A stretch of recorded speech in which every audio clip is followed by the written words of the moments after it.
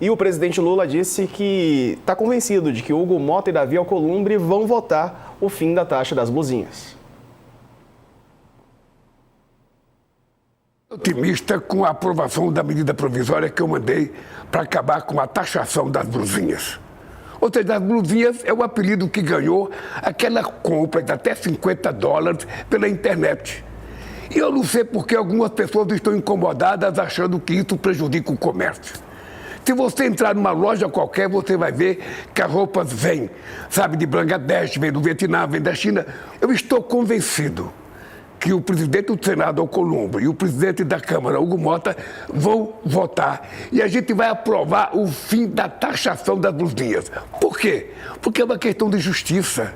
A classe média alta viaja para fora, ela pode gastar $2.000 e não paga imposto.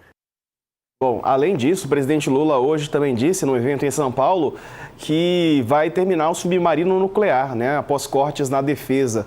São anúncios feitos pelo presidente da República, Dani, que concorre à reeleição.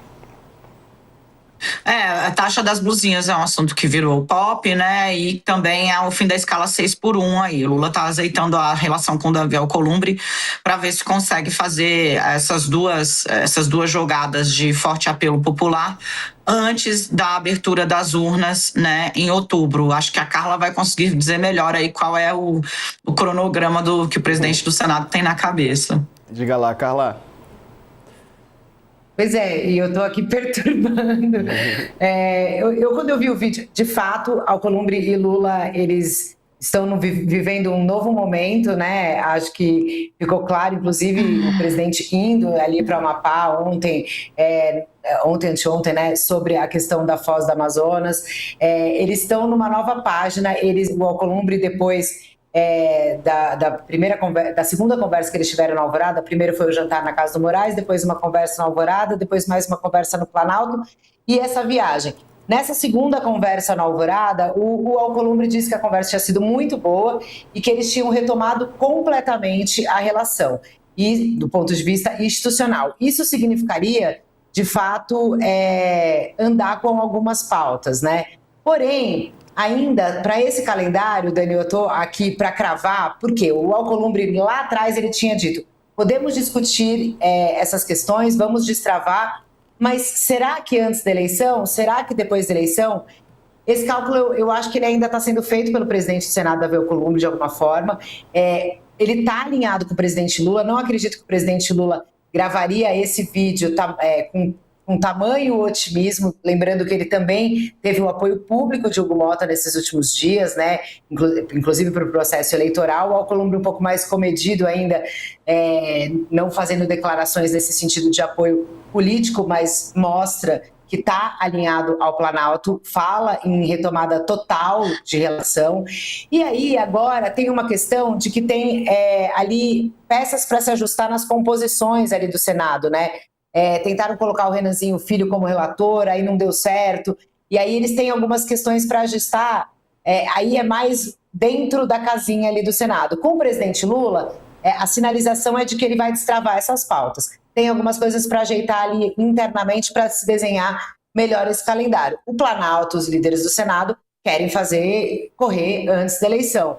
Agora, vamos ver, porque eu acho que ainda não tem esse compromisso 100% de que será antes da eleição.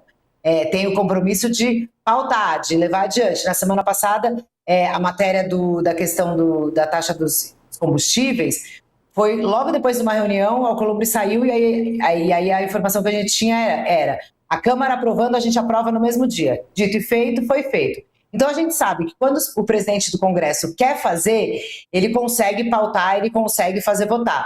Tem algumas pecinhas ainda para ajeitar, para desenhar esse calendário. Muito mais internamente do que na relação com Lula e Alcolumbre, que na relação com os dois, o que está combinado é que essas pautas vão avançar, inclusive também mais uma, que o presidente Lula lembrou no domingo, no ato dele de campanha, que é a questão da PEC da segurança pública. O presidente citou nominalmente o presidente Davi Alcolumbre, e o Lula no palco disse: o presidente Davi Alcolumbre vai aprovar a PEC e eu vou criar o Ministério da Segurança Pública no ano que vem. Então, de fato, eles estão na mesma página, agora não necessariamente no mesmo timing. Talvez isso ainda tenha algumas pecinhas dentro do Senado para serem ajustadas para que essas matérias vão à votação. Lembrando que está sessão remota, né? Tem uma parte que está em campanha, então, enfim, dá para votar, tem quórum, mas é remoto, então fica mais difícil aquelas combinações, reuniões de líderes que costumam acontecer por aqui. Verdade. No próximo bloco falaremos que o homem que agrediu a esposa virou réu. Ivo Velcros, aliás, Ivo Velcos. Ele é empresário e atua na área de negócios. Vamos trazer também o homem que morreu espancado após ser confundido com um ladrão em Copacabana, na zona sul do Rio. Até já. Que horror, né? Bom, mas antes disso, deixa o seu like aí na nossa transmissão. Ô, Carla, e o troço do submarino nuclear que o presidente Lula disse hoje? Sobre o evento da defesa, né? O presidente foi ao Rio de Janeiro e esse evento da defesa, ele estava ao lado do ministro José Múcio. Está dentro do cronograma que ele faz dessas visitas a essas instituições, Diego, mas ele aproveitou o evento para fazer e ampliar o seu discurso de soberania nacional, né, da importância do investimento em defesa. Lá atrás, a gente tinha dito, o ministro José Múcio, ele queria muito que o presidente, antes dessa questão toda do Donald Trump dos Estados Unidos, existia uma intenção de tirar não é preconceito, né, tirar as rusgas que ficaram em relação aos militares por conta do desgaste da tentativa de golpe vinda do ex-presidente Jair Bolsonaro, que envolveu alguns generais do alto comando. A gente tem até hoje, pela primeira vez, a gente teve generais 4 estrelas presos, né? A gente ainda está aí vendo esse processo terminar, porque ainda tem o julgamento da perda de patente desses militares, mas o governo Lula, ele viveu esse processo, né, em relação aos militares e foi reconstruindo um pouco a relação e a confiança. Esse era o desafio aí do ministro Zé Múcio. E aí hoje, nesse evento, o presidente Lula aproveita a agenda, digamos assim, para destacar a importância dos investimentos em defesa, e aí ele usa a pauta principal que ele tem batido na tecla, que a gente tem falado bastante aqui, da defesa da soberania.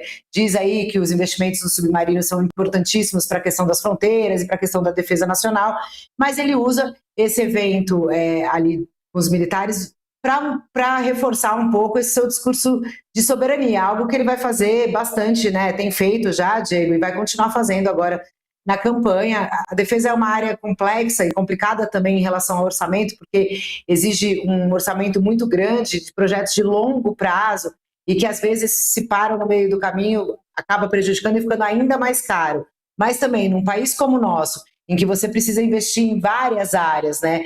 Uma questão, assim, para lembrar agora, numa conversa que eu tive esses dias no Ministério da Defesa, a questão do avião presidencial.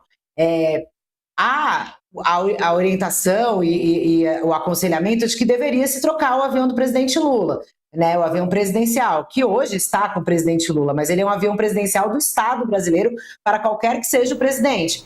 E essa discussão, a gente conversando lá, fala, olha, é impossível falar disso agora com o orçamento que a gente tem, não dá para falar sobre trocar avião, porque senão, politicamente, é muito difícil de se defender. Então a defesa tem essa questão e, nesse caso, nesse evento de hoje, o presidente ele usou o protocolo como o presidente estava lá e aproveitou para reforçar o seu discurso de soberania. Boa, valeu. Estamos voltando aqui para a TV. Gente, candidatos declararam mais de 100 milhões de reais no exterior. Estão podendo, viu? Não só aqui no Brasil, mas dinheiro fora também. O Novo é o partido que lidera a lista.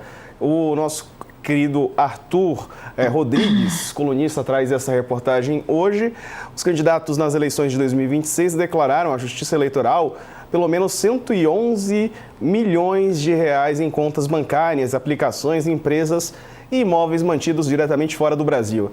Desse total, 83 milhões, ou quase 75%, estão concentrados nos 10 candidatos com maior valor, ou maiores valores. Ao todo, 122 candidatos declararam 156 ativos do exterior.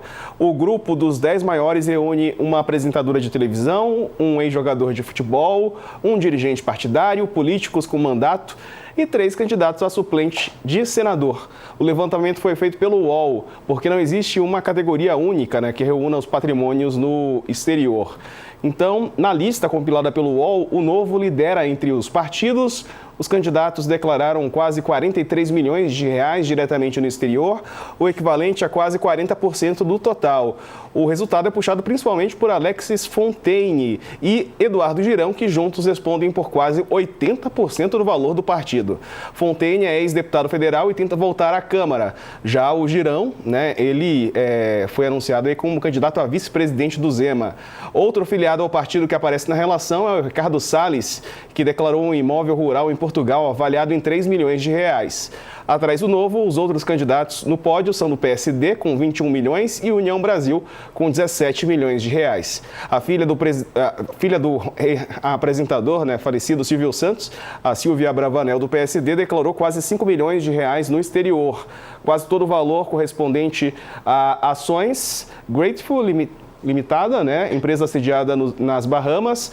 Ela também informou possuir cerca de 29 mil reais em uma conta no Citibank em Nova York. Aí há outros, você confere a reportagem completa no nosso site